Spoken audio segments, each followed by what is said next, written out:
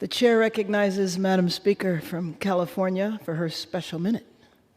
Thank you very much, Madam Speaker. I thank the Madam Chair for yielding and for her leadership on this very important issue. And the point that she makes is interesting because actually, in terms of the 14th Amendment, when Black Americans were given the right to vote, it was the Republicans who were the votes to make that happen, and the Democrats, to a person, voted against it. So your point is well taken. Now we're in a fight to protect that right to vote.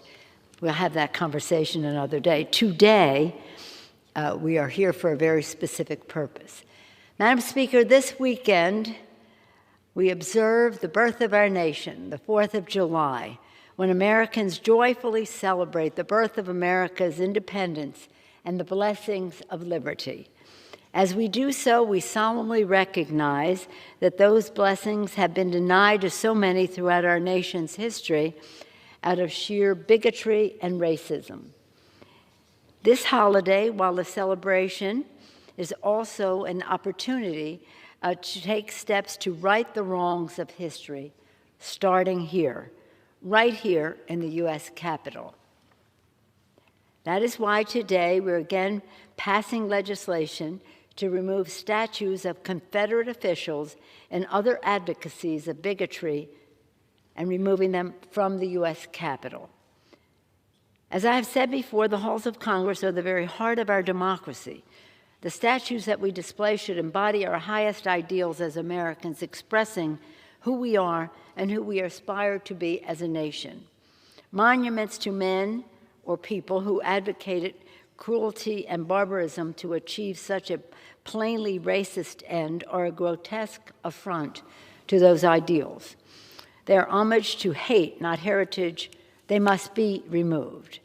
Thank you to Leader Steny Hoyer, who has been advocating this for a long time. He took charge and worked with Whip Jim Clyburn, Congressional Black Caucus Chair Joyce Beatty, Chair Benny Thompson, Congresswoman Barbara Lee, Congressman G.K. Butterfield, whom we just heard from, and you, Madam Chair. Thank you, you and others, for your leadership. This action builds on actions taken last Juneteenth, when, using my authority as House Speaker, I ordered the removal of 4 portraits of past speakers from the Capitol who traitorously served in the Confederacy.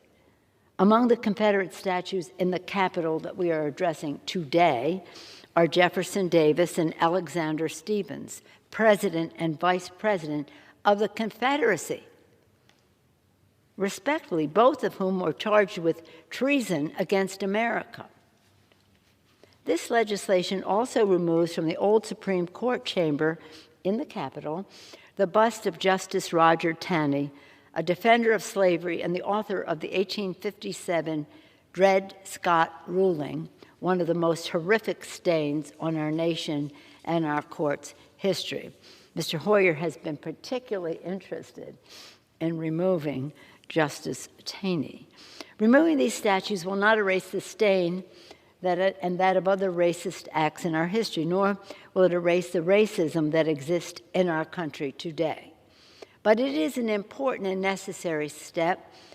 How can we seek to end the scourge of racism, including if we could do so by passing the George Floyd Justice and Policing Act, which you have championed, Madam Speaker, when we allow the worst perpetrators of that racism to be lauded in the halls of Congress? Congress has the opportunity and the obligation to make meaningful change. Let us lead by example. The Taney bust will be replaced by a tribute to U.S. Supreme Court Justice Thurgood Marshall, an icon of equality and justice and champion of justice in America. I'm very proud of Justice Marshall's Baltimore roots as a native Baltimorean, and am happy that our Baltimore airport is named for him. His words, Justice Thurgood Marshall's words, uttered nearly 30 years ago, must be our inspiration. He said, "America must get to work. We must dissent from the indifference. We must dissent from the apathy. We must dissent from the fear, the hatred, and the mistrust. He went on further to say, we must dissent because America can do better, because America has no choice but to do better. His words were later echoed by our Baltimore brother, Elijah Cummings, who said, we are better than this. We can do better for the children.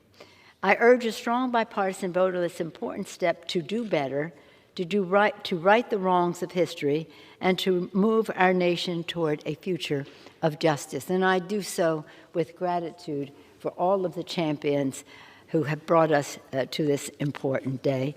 Urge a strong bipartisan vote, and yield back the balance of my time. Thank you. The gentlelady from California reserves.